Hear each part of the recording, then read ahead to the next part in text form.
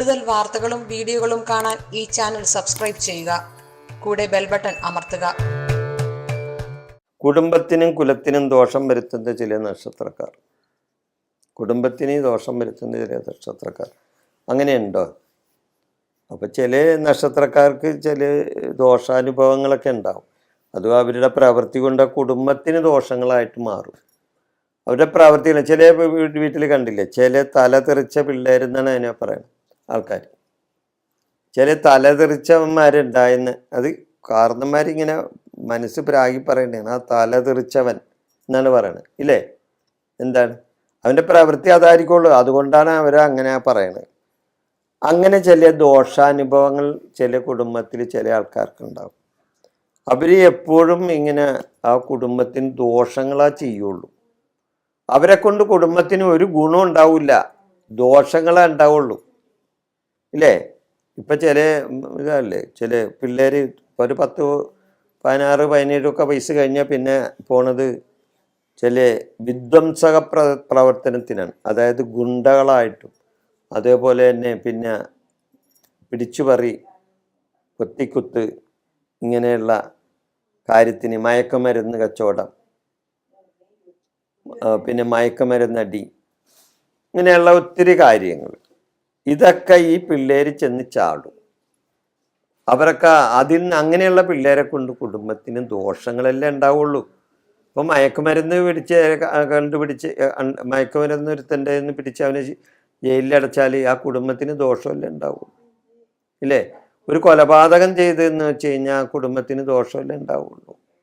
അതേപോലെ തന്നെ ഒരു കളവ് കേസിൽ ഇപ്പോൾ ഒരു പ്രതിയായി, പിള്ളേർക്ക് പ്രതിയായി എന്ന് പറഞ്ഞാൽ ആ കുടുംബത്തിന് ദോഷങ്ങളെല്ലാം ഉണ്ടാവുള്ളൂ ഇല്ലേ? കളവ് കേസ്, കൊല, അതേപോലെ തന്നെ ഈ വേറെ ചില കാര്യങ്ങൾ, അതായത് സമൂഹത്തിന് നിരക്കാത്ത വിധത്തിൽ, സമൂഹത്തിന് കൊള്ളാത്ത വിധത്തിലുള്ള കാര്യങ്ങൾ ചെയ്യുന്നവരാണ് ഈ ഇങ്ങനെയുള്ള കുടുംബത്തിന് ദോഷം ചെയ്യുന്ന ആൾക്കാർ. അപ്പം അത് അങ്ങനെ വരാൻ അവർക്ക് അങ്ങനെ ഒരു യോഗമുണ്ട്.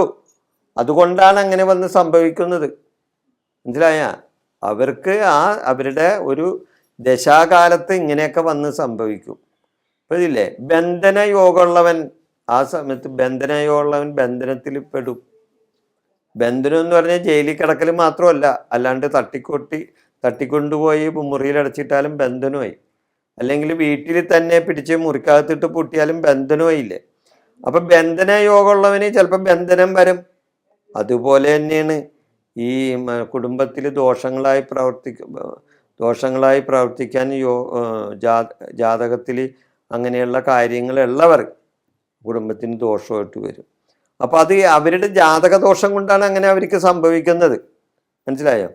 10 ചന്ദ്രനും അവരുടെ ജാതകത്തിൽ ഗ്രഹനിലയിൽ 10 ചന്ദ്രനും 7 സൂര്യനും 4 പാപഗ്രഹങ്ങളും നിൽക്കുന്ന ജാതകൻ വംശനാശത്തെ ചെയ്യുന്ന പറയണത് ഇല്ലേ? ഞാൻ പറഞ്ഞില്ലേ, ജാതകദോഷമുള്ളവൻ കുലത്തിന് കുടുംബത്തിനുമൊക്കെ ദോഷം വരുത്തുന്ന അതിതാണ്. 10 ചന്ദ്രനും 7 സൂര്യനും, 10ാം ഭാവത്തിൽ ചന്ദ്രനും 7ാം ഭാവത്തിൽ സൂര്യനും 4ാം ഭാവത്തിൽ പാപഗ്രഹങ്ങളും നിൽക്കുന്ന ജാതകൻ വംശനാശത്തെ ചെയ്യും എന്ന് പറയുന്നു. അവൻ കുലം മുടിക്കും. അവന് ശേഷം പിന്നെ ആരും ആ കുടുംബത്തിൽ ഉണ്ടാവില്ല. അതോടുകൂടി തീരുക, അന്യം നിന്ന് പോകും എന്നാണ് പറയുന്നത്. സൂര്യചന്ദ്രന്മാർ 7ാം ഭാവത്തിൽ നിൽക്കുകയും അവിടെ ശനി ദൃഷ്ടി ഉണ്ടാകുകയും ചെയ്താൽ നീചപ്രവർത്തികൾ ചെയ്യുന്നവനായിരിക്കും ആ ജാതകൻ. അപ്പം ആ ജാതകൻ കുടുംബത്തിൽ ദോഷമില്ല ഉണ്ടാക്കൂല്ലേ? സൂര്യചന്ദ്രന്മാർ 7ാം ഭാവത്തിൽ നിൽക്കുകയും അവിടെ ശനി ദൃഷ്ടി ഉണ്ടാകുകയും ചെയ്താൽ നീചപ്രവർത്തികൾ ചെയ്യുന്നവനായിരിക്കും ആ ജാതകൻ. സ്വന്തം കുടുംബത്തിനും പാരമ്പര്യത്തിനും ചേരാത്ത പ്രവർത്തികൾ ഇവൻ ചെയ്യും. അതേപോലെ തന്നെ മറ്റു ഇതാണെന്ന് വെച്ചാൽ ക്ഷീണചന്ദ്രൻ, അതായത് ബലം കുറഞ്ഞ ചന്ദ്രൻ 5ൽ നിൽക്കുകയും പാപഗ്രഹങ്ങൾ 12, 7, ലഗ്നം എന്നീ രാശികളിൽ ജനിക്കുന്ന പുരുഷന് ഭാര്യയോ സന്താനങ്ങളോ ഉണ്ടാവുകയില്ല. അങ്ങനെയുണ്ട് ഒരു കാര്യം. ഇനി സന്താനയോഗം ഇല്ലാത്തവരുടെ കാര്യം ചിന്തിച്ചാൽ, ക്ഷീണചന്ദ്രൻ 5ൽ നിൽക്കുകയും പാപഗ്രഹങ്ങൾ 12ലും 7ലും ലഗ്നത്തിലും നിൽക്കുകയും എന്നീ രാശികളിൽ ജനിക്കുന്ന പുരുഷന് ഭാര്യയോ സന്താനങ്ങളോ ഉണ്ടാവുകയില്ല. എങ്ങനെ ഇങ്ങനെയൊക്കെ വരുന്നു? അപ്പോൾ എങ്ങനെയാണ് ഇങ്ങനെയൊക്കെ വരുന്നത്? ഈ ജന്മം ഈശ്വരൻ തരുന്നു, ഇല്ലേ? നമുക്ക് ഈ ജന്മം ഈശ്വരൻ തരുന്നതാണ്. ഇത് വിശ്വാസികളെ സംബന്ധിച്ചിട്ടൊട്ട ഉള്ള കാര്യമാണ് ഞാൻ പറയുന്നത്.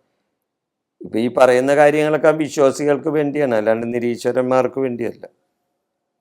അപ്പം ജന്മം ഈശ്വരൻ തരുന്നു. അപ്പോൾ ഈശ്വരന് നല്ല ജന്മം തന്നുകൂടെ എന്ന് ചിലപ്പോൾ ചോദിക്കുന്നവരുണ്ടാവും, ഇല്ലേ? എന്തിനാണ് ദൈവമേ എനിക്ക് ഈ ജന്മം തന്നത്? ഈ കഷ്ടപ്പാടും ദുരിതവും, അല്ലെങ്കിൽ കള്ളനായിട്ട് ജനിപ്പിച്ചതും, അല്ലെങ്കിൽ മുടിയനായി ജനിച്ചതും, അല്ലെങ്കിൽ ഈ ജയിലിൽ കിടക്കേണ്ടവനായി ജനിച്ചതൊക്കെ എന്തിനാണ് ദൈവമേ എന്നെ ഇങ്ങനെ ജനിപ്പിച്ചത്? അപ്പം ഈശ്വരന് എന്താണ് ഒരു നല്ല ജന്മം തന്നുകൂടുവേ? എന്തുകൊണ്ട് എനിക്ക് നല്ല ജന്മം തന്നുകൂടായിരുന്നു? അതൊരു ചോദ്യമാണ്, ഇല്ലേ? അപ്പം അതിന് ഉത്തരം എന്താണ്? ഒരുവൻ തൻ്റെ മുൻജന്മത്തിൽ ചെയ്ത പുണ്യപാപ കർമ്മങ്ങളുടെ ഫലം ഈ ജന്മത്തിൽ അവൻ അനുഭവിച്ച് തീരണം. മനസ്സിലായോ? അതിനുവേണ്ടി അവൻ്റെ ജന്മസമയത്ത് ഗ്രഹങ്ങളെല്ലാം ഒത്തുവരുന്ന ഒരു രാശി സമയത്ത് അവനെ സാക്ഷാൽ പരമേശ്വരൻ ദക്ഷിണാമൂർത്തി അവനെ ഭൂമിയിലേക്ക് വിടുന്നു, ഇല്ലേ? അവൻ ഭൂമിയിൽ ജനിക്കുകയാണ്. ഈ കാര്യങ്ങളെല്ലാം ജാതകത്തിൽ ഒത്തുവരുന്ന സമയത്താണ്. അതിന് എന്തിനു വേണ്ടിയാണ്? മുൻജന്മ കർമ്മദോഷം തീരുന്നതിന് വേണ്ടിയാണ്. മനസ്സിലായ? മുൻജന്മത്തിലെ കർമ്മദോഷം തീരുന്നതിന് വേണ്ടിയാണ് ഈ ജന്മത്തിൽ നമ്മൾ ഇങ്ങനെ ഒരു കുടുംബത്തിനും കുലത്തിനും നാടിനും കൊള്ളാത്തവന്മാരായി മാറുന്നത് അങ്ങനെയുള്ള ജാതകക്കാരാണ്. അപ്പോൾ ഈ വിഷയം ഞാനിവിടെ അവസാനിപ്പിക്കുന്നു. നിങ്ങൾക്ക് നന്ദി, നമസ്കാരം.